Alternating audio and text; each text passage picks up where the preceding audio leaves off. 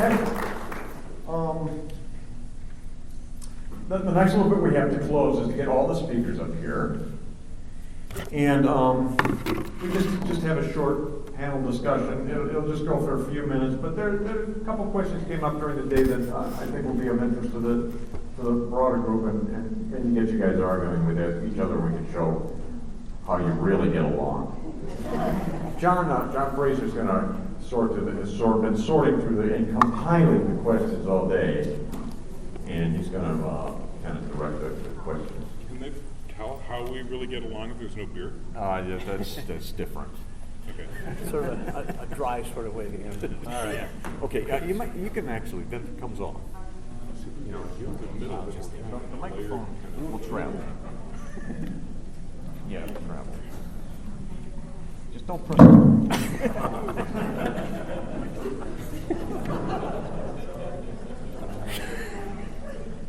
Okay, I'm sure this will be the serious part. So, well, I'm sure I'm just like the rest of you in that you've been taking furious notes all day of books you have not read that you want to read, and authors that have piqued your interest. And top on my list is Thompson's book on practical shipbuilding. If it's good enough for Chesterton, good enough for me. Let's see what we have for questions here. Okay, first one for Deacon Nathan and Joseph Pierce. I found Benson's conversion account in Literary Convert striking. You both comment on Benson's own words about his conversion. Can you both comment on Benson's own words about his conversion? There's one quip that from his book Confessions of a Convert that I didn't work into my paper that I really love, because I had that bit where he was talking about how hard it was to look back after his conversion at what comparing the Catholic faith with the Anglican faith, and he saw the Anglican faith as the mist, the fairy city dissolving into mist. There was nothing there. And there was one bit where he was describing his being in the throes of conversion, and he sees suddenly the Catholic Church for what it was, this glorious queen, and the Church of England as the mistress saying, please stay, and can offer no other argument but please stay. And he can't because he's seen the queen. I don't know if that answers, it's not really a question, it's a comment, so I've commented. When I read that book, I was struck by the fact how it reflected perfectly Chesterton's 3 stages of conversion: the patronizing and discovering, and then running away. And Robert Benson puts it that basically the first 2 steps is the intellectual conversion. He says that just clears the ground, is what that does. And then comes the act of the will, which is the tough part. Yeah, I think the one thing about Benson's conversion that is striking is that it was devoid of emotion, largely, at least at the final approach to Rome. He was utterly convinced in reason. His reason was convinced of the truth of the Catholic Church. He didn't feel anything emotionally. And I think that's very important because we live in an age, certainly since the time of Romanticism, in fact earlier, because Shakespeare writes about this stuff, where we've elevated feeling above reason. And of course, if you become a Catholic because it feels good, you'll cease being a Catholic when it ceases to feel good. When you fall in love because it feels good, you'll cease to be in love and it ceases to feel good. Because love ultimately is not about feeling, but about sacrifice. And faith ultimately is connected indissolubly like a marriage with reason. So I think that Benson's conversion, purely rational conversion, has a very, very powerful lesson to teach us. And just one other thing, as we were all mentioning loads of books to read, and I thoroughly enjoyed Deacon Allen's talk on Benson and Knox. But one of my favourite Benson novels that no one ever mentions and no one seems to ever read, which I think was absolutely wonderful and magical in the best sense of the word, is his book Richard Raynal Solitary.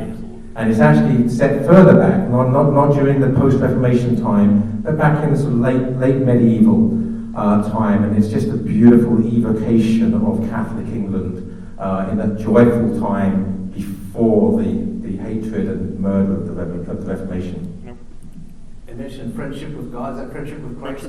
Friendship with Christ is one of his, yeah. On Richard Raynal, he was so good with that book that people, because it presented itself as kind of the literary shtick was, look at this manuscript I found, and I'm presenting to you. And he did it so well that people were trying to find the original.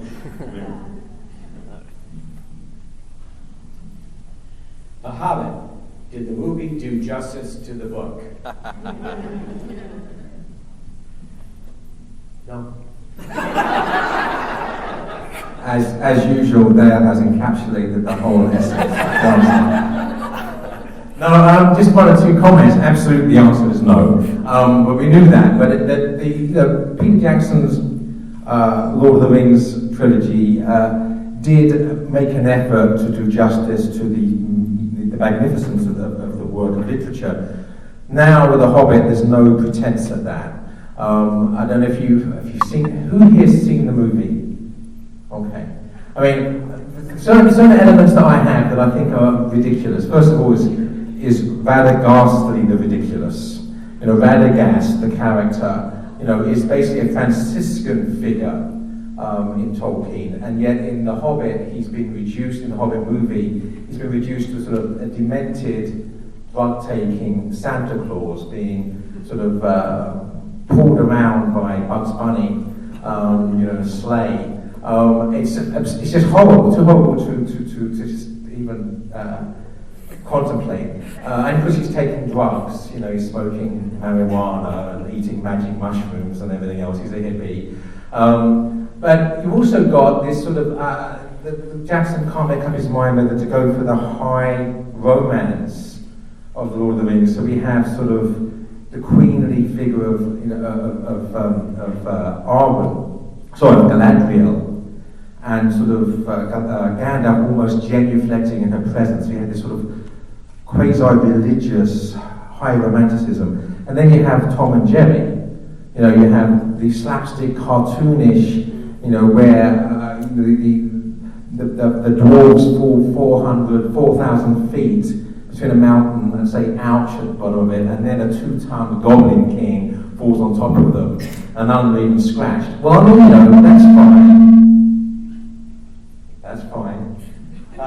But you have to make up your mind. Either make it lowbrow slapstick humor for kids, or the high romance. Don't try to do both in the same film, because it's absurd. And just to finish, the real irony and the real justice of the situation is that Peter Jackson has exposed himself, that he has become Sauron, that he has the dragon sickness, and he's milking this for its worth. That's why there's 3 movies, lots of extra stuff in, so he can get the precious, so he can get the gold.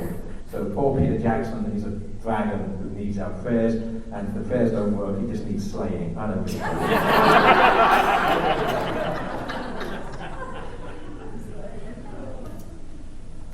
Dr. Martin, do you think that the first circle is autobiographical? I think in all of us, Solzhenitsyn's work, there is himself in the work. He's very familiar with the place. He was in the place he's talking about. But it's like any great literature, it's about the reader, and it's the journey of your soul in the book to God. And that's what he does for you when you read him, because you're right with him, and you want to go to heaven with him. But you have to go through hell to get there. You can't be consumed. This conference is wonderfully brought together with the ideas we're talking about. I had no idea what the theme of the conference was at all, and I wrote my paper. But the nature of how literature and poetry and art overcomes the darkness, and that's our hope in this world. And you are the light of the world. It's in you, and the world's not dark.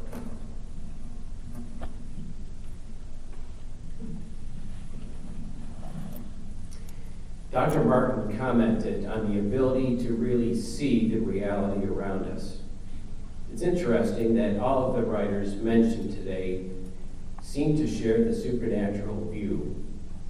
Can any or all of you comment on that further? No.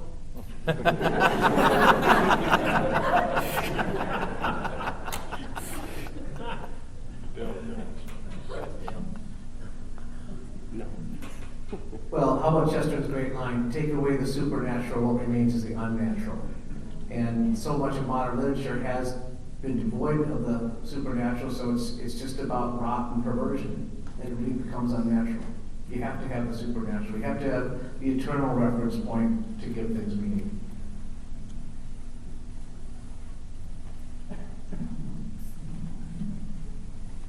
Thank you, Dale. Was Solzhenitsyn influenced by Chesterton? I think Joseph will answer that, because Joseph had the privilege of going to Solzhenitsyn's house and his library and writing a biography on him, and he actually saw his library. He knows. Well, yeah, so I was astonished by Solzhenitsyn. There's a chapter in my new book. This is very bad salesmanship, by the way. Dale's a very good salesman. I'm a very bad salesman. I only start promoting my books when I don't have any more to sell. So I'm talking about a book that you can't buy because I don't have any left. But my sort of new book, my own conversion story, has a chapter surprised by Chesterton. But there's also quite a lot about Solzhenitsyn. But I was also very much surprised by Solzhenitsyn. First of all, he was very, very important on my own path towards conversion. So I wanted to write his biography. And the reason I wanted to write his biography is I was not satisfied with any of the previous ones. I didn't think any of the previous ones had paid due attention to his Christianity and how important his Christianity was to his work and to his life.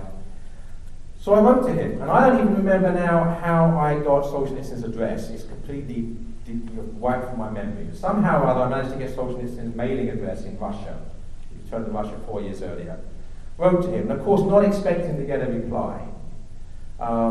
But, work on the basis, nothing ventured, nothing gained. And I thought if he writes back and says, well, thank you for your letter, but no, at least he'd sign it, Alexander Solzhenitsyn, and I've got his autograph, that's not bad, I'll settle for that. So imagine my astonishment when he writes back to me saying, yes, absolutely, please arrange to come to Moscow to interview me, and here are the contact details of two of my sons who will make the necessary arrangements. So armed with this letter from Solzhenitsyn, I go to Harvard College, where my publisher in England at the time, waving in front of the publisher and saying, look, you have to give me a contract to write a biography of Solzhenitsyn, and you have to give me whatever it was I asked for, the extra £1,000 to pay for me to go to Moscow. And they saw the letter from Solzhenitsyn and said, no problem, here's the contract, here's the extra money. I was wondering, why on earth did Solzhenitsyn say yes to me? He had refused to give any interviews with Western writers for 15 years. Because, quite frankly, Western writers had treated him so abysmally. And who am I? I mean, all I could say, at that time I only had one book published. That was my biography of Chesterton, Wisdom and Innocence. So I've got to give some sort of credentials, why to have any chance at all. So I've had this book of Chesterton published, and I don't think any of the previous biographies have paid due attention to Christianity. So I assumed, okay, the second part was the important thing, that obviously he agreed with me, that, we need to focus on his Christianity. But when I got there, I was taken to his house. Before he arrived, his wife showed me around, and she made a point of taking me to a little hallway, and there was a big bookshelf, and towards the top, there was this huge row, a long row of the Ignatius critical editions of the complete works of G.K. Chesterton. And she made a point of pointing that out to me.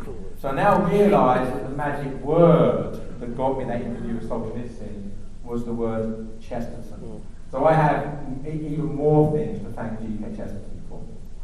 Great story. Okay, we have a couple more questions. Next one. Till We Have Faces, a novel by C.S. Lewis.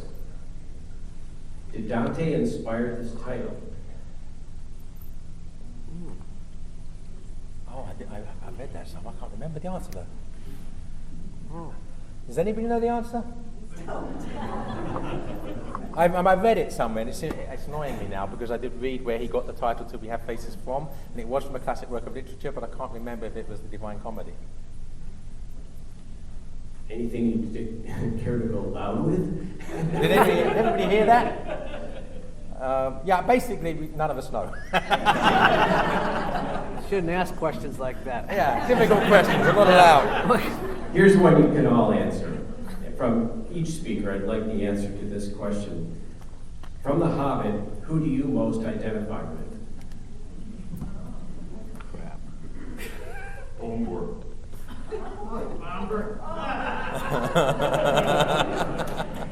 I thought Gandalf worked well.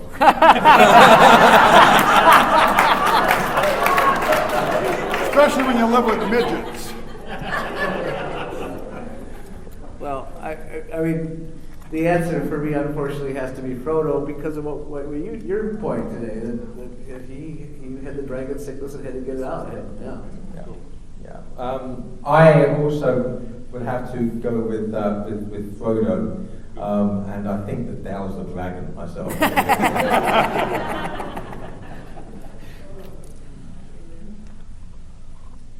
Okay, thank you, gentlemen.